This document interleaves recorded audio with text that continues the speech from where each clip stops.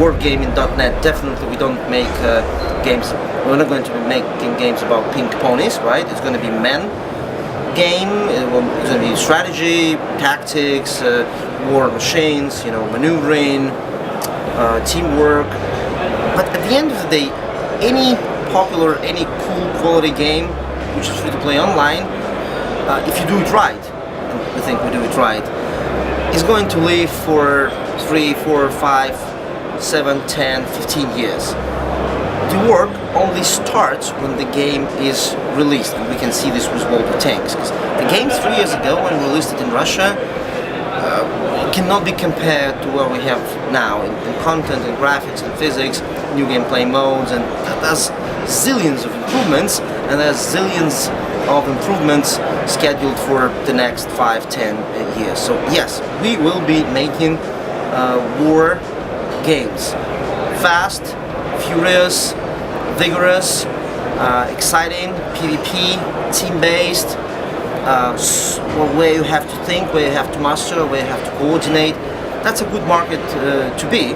Wargaming is one of the pioneers of this free-to-play online kind of battle session universe, and we are going to keep doing this, being more global. We pretty much operate all around the world, apart from South America, like Brazil, Argentina, Middle East, like Dubai, Saudi Arabia, and South Africa and Australia, and maybe India sometime in the future. So that's it.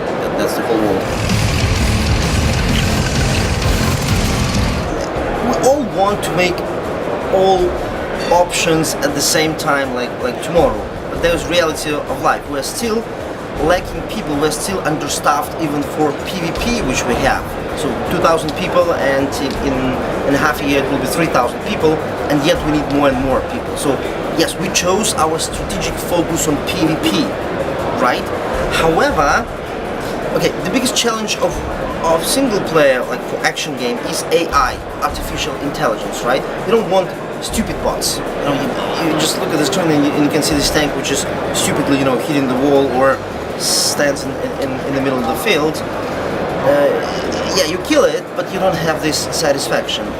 So probably, and I'm thinking about this, we need to have some sort of AI, artificial intelligence laboratory inside the company, which will come up with human-like tank or plane behaviors, which we can do. But that's a huge amount of work. Maybe you're right. Maybe this question here today will push me to speed up the AI laboratory.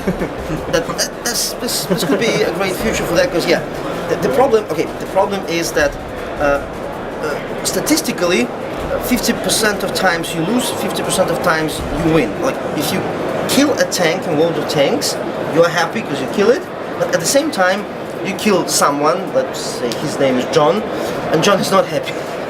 So statistically, with our 70 million registered users, and millions of them playing, like dozens of millions playing, like every day, every week, there's 10 million happy people and 10 million unhappy people. So getting AI probably will help us to minimize the unhappy people. But again, this is very challenging technological stuff. But we're not afraid of challenges.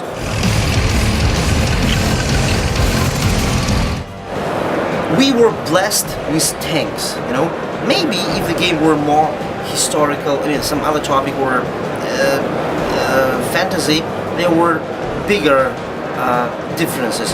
Tanks are tanks even in Africa.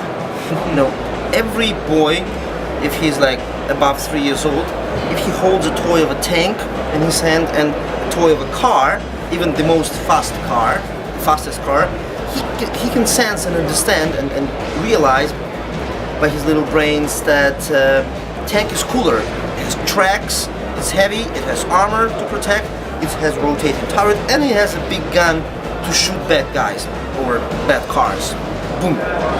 So we were blessed with this idea. Well, I think the same is for battleships and the same is for planes. So that's why we chose this niche topic 4 years ago, but this niche happens to be worldwide and pretty much being popular amongst all guys from 9 years old to 49 years old. So that helps us a lot.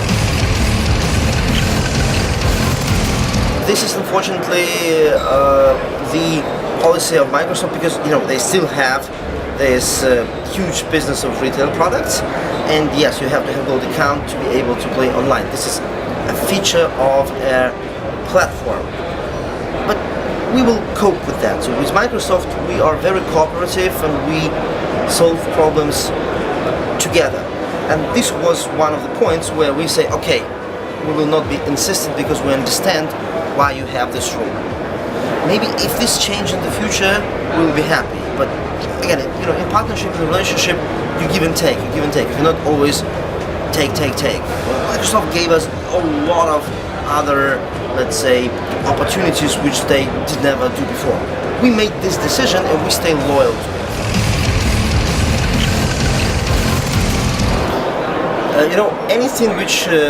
Anything in video games or in literature or even in the movies which touches any war, especially World War II or World War I, and some other conflicts, is by definition controversial, because war, by definition, real war on the ground, in the air, is controversial by definition. We have to all understand that. And every war, and especially World War II, is covered with lots of controversies and different points of view.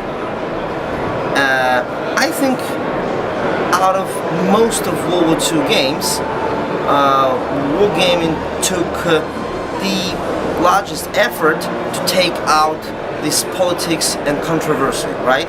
We're not doing a historical, that's by the way one of the reasons, we're not doing direct historical campaign like Nazis versus Russians or Americans versus Nazis, We took this out. Because World of Tanks is more of a sports kind of game. It's a team deathmatch with tanks. That's why we're allowed to mix Russian, German, American, French and English tanks in one team.